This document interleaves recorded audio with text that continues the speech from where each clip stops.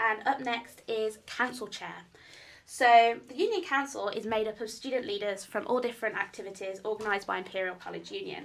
Clubs, societies and projects, your academic reps, so DEP reps through to AAOs from your constituent unions, constituent union representatives as well, liberation officers and including officer trustees. Ordinary members are also on there, and postgraduate and undergraduate students from each faculty, which those are the ordinary members. These meetings are pretty rowdy. They can get pretty rowdy. We're not saying they're party central, but you know, we've seen a lot of things go on in council over the times that we've been in there. And the council chair is very, very important in making sure those meetings run smoothly, and also that the students know the topics they're discussing and voting on properly, because we've seen in the past with some votes, you know, being redone, some students, you know, don't feel like they have enough information when they make these decisions. So we're going to look into council chair. Nathaniel, you were on trustee, so what do you think the role of the council chair is in relation to the trustee board? So essentially the council chair is the voice of the student union. Council passes many policies. Council is there to hold the office of trustees and essentially the trustee board to account. Council is there to also ratify the budget annually.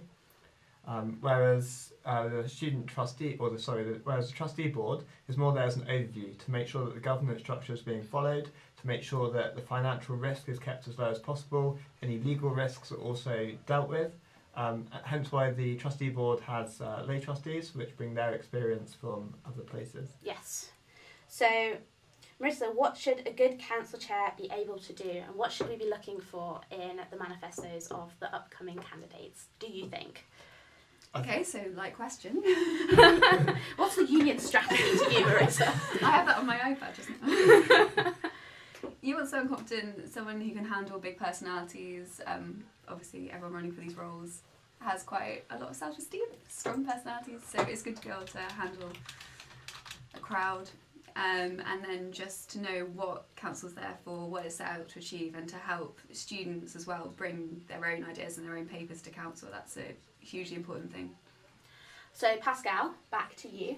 As someone who leads council, or used to as DPE, what was the biggest challenge you saw that was overcoming council last year?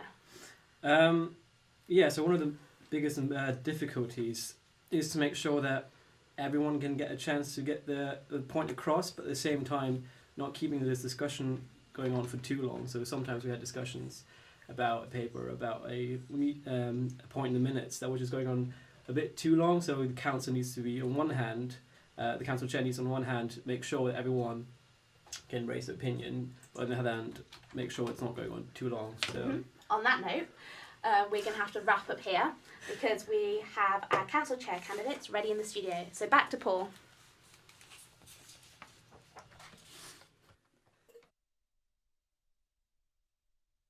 Let's hear from them. Firstly, Michael. Hi, I'm Michael, candidate for council chair. I've sat on the council this year as an ordinary member, and I've noticed some problems. Some of your elected representatives just don't take their responsibilities seriously and don't attend, which is a negative effect to all students across campus and college. As chair, I will aim to tackle this problem of low turnout.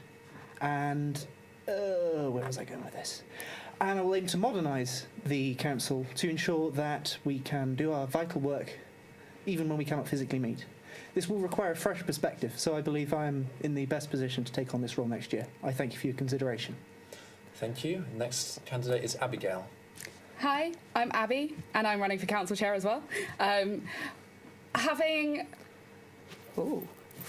So I sat on council and both trustee board as well last year, and so I feel like I have a relevant experience to be able to pass information quickly, rapidly and effectively between the two, which I feel is a really important part of the council chair role. Also, having worked with the union last year to transform the way that club training is provided, I would aim to change the way that training is provided to council membership such that every single member is turning up to their first meeting of council knowing exactly what they're doing there, so hopefully aiming to improve the chorusy issues. Thank you. And finally, we have Stephen. Hello. As council chair, I would hope make council a space that is able to hear your voices and turn the union into a vehicle that is able to shape itself to support you throughout your time as an undergrad or as a postgrad or whatever experience you have here at Imperial. As someone who's been going along to council meetings for the last 4 years, I have a plethora of experience over the years and have seen council take many shapes and forms. If you vote me as council chair, I would also continue this evolution and enable that council is able to meet and discuss and make changes that affect you and your lives here as students. Thank you. Thank you very much. So I have some questions for you. Firstly to Michael, how would you get boring council discussions out to a wider audience? That's an interesting one because, well, as we know, council is quite a niche body for what is considered the union hack. But obviously, there are a number of issues that we have seen that have obviously become a lot more impactful. For example, we saw last year the closure of Weeks Hall, which saw an emergency council meeting. But I would say that more people need to be aware that it is actually a body, because the people that I've been speaking to this year's campaign are not aware that it's an actual body. They're not aware of what it does, and they're not aware of even its existence. So the way I would say get it out is by getting it out, by telling people that we're doing something, and by advertising it more broadly than simply the page on your union on the Imperial College Union website. Okay, and Abby, the same question? Boring content? So yeah, how would you get boring council discussion content out to a wider audience? So I think a large part of the problem with council discussion is a lot of the papers that will come appear boring because they haven't been completely honed before they come to have the discussion.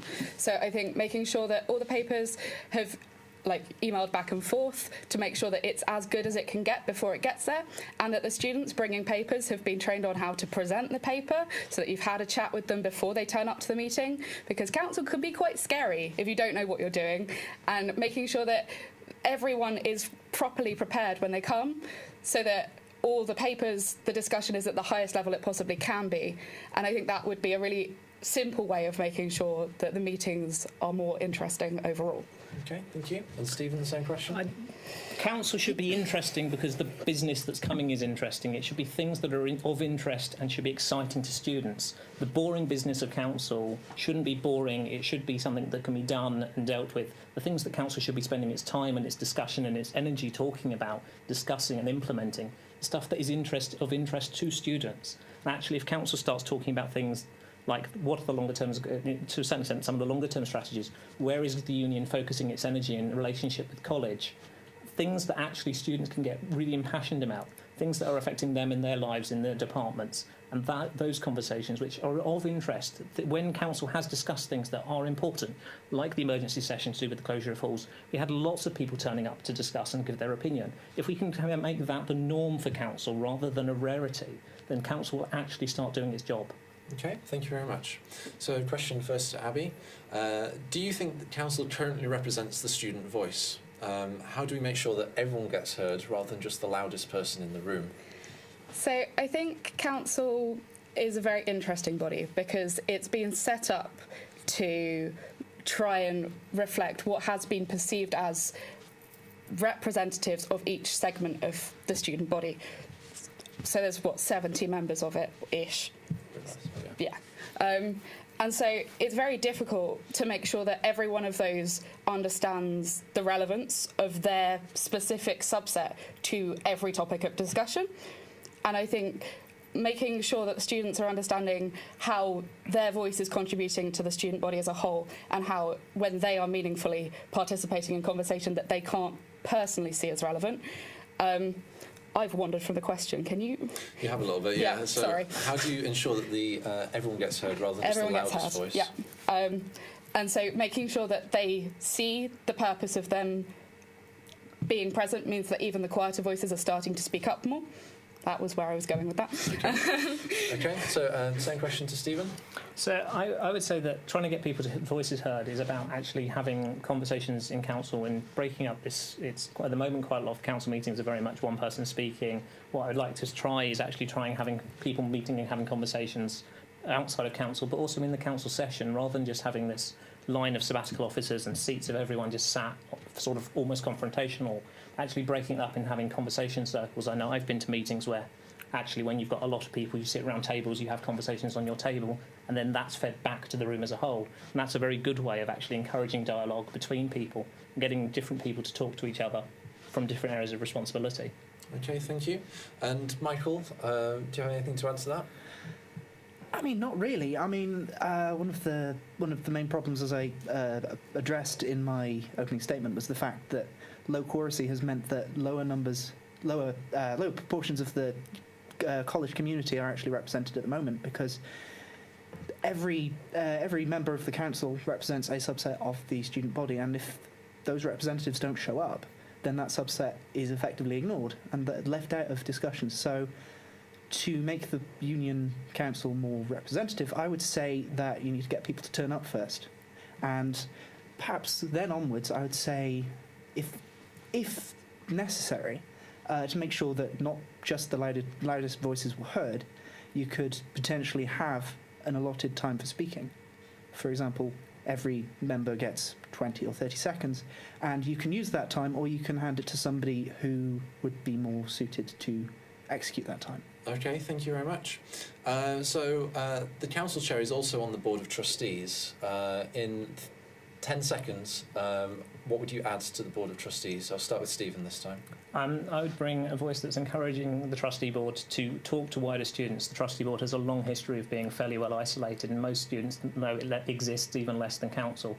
Council should be able to help guide and steer the shape of the union for years, not just on individual topics and issues. Okay, Abby? Trustee board next year is going to be almost completely brand new, with almost all of its external trustees, almost all of the student trustees being completely replaced. So I have experience, and I think that I'll be able to bring that, of having had a year on the trustee board, to next year. Okay, thank you. Michael?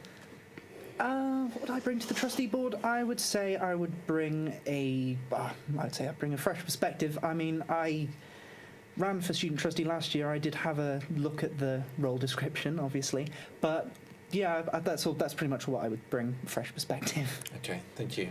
Now we're back to the pundit panel, presented by Nathaniel.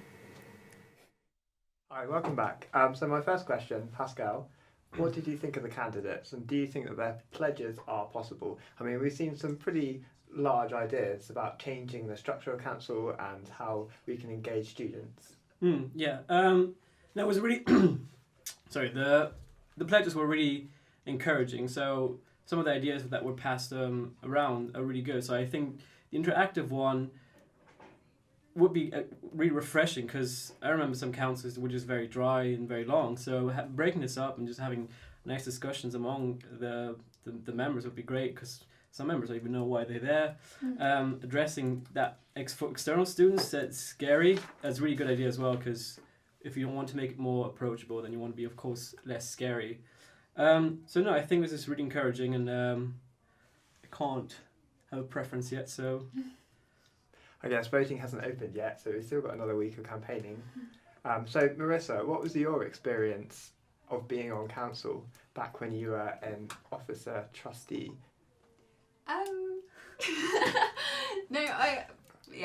enjoy council, but I think what Stephen said about it being quite a confrontation with the SABs at the front and all the other students sort of facing you, it can seem a bit difficult, I think, for a lot of students, especially if they're like first year or like they're new to council, to speak up, and I think that is a problem. So like breaking it up, having us all in the room together and try and work on solutions together is a really good idea. Like, we're there to be held to account, absolutely, but I think that's sort of a minor role. Like saying the agenda of the union is the sort of main thing, so us all working together would be good. Yeah, and the aspect of like it being confrontational with the SABs, I can definitely agree on that. It's really like, it's a bit like a massive job interview. It's like a row of people just I remember criticising you. we all being around in a big circle. I mean, this is how it was back in 2009 when I was RCC chair, and it definitely had much more of a welcoming feel. We're all together, one group, there to represent the students. Yeah, that's good, yeah. Maybe we should get that back and then problem solved. However, if the circle continues to grow, the union dining hall is Yeah. only so big. It could be a space issue more than a sort of wanting to make it a confrontational issue. Who knows? So I guess quite a lot of discussion was based on involving more students. My biggest concern would be that if you bring lots of students in that all have an opinion, all have a voice, how are we going to be able to control council? I mean, Pascal, do you have any insight on? Yeah, we had the scenario twice last year, and to be honest, those were the most interesting ones because you just get an outsider's perspective, and the union or the council itself is just like was becoming centered focused really. So some like people get very quickly adapted to it, and then it's great to have someone externally coming in and saying, "Wait a minute, this is what we students think. This is what the society thinks. This it's good to have this external opinion." Okay. So I guess also coming from a union point of view, all the minutes of council are listed on the website. There's clear documentation about how it all works. But how do you think that we could improve this, Marissa? I knew you were going to come to me.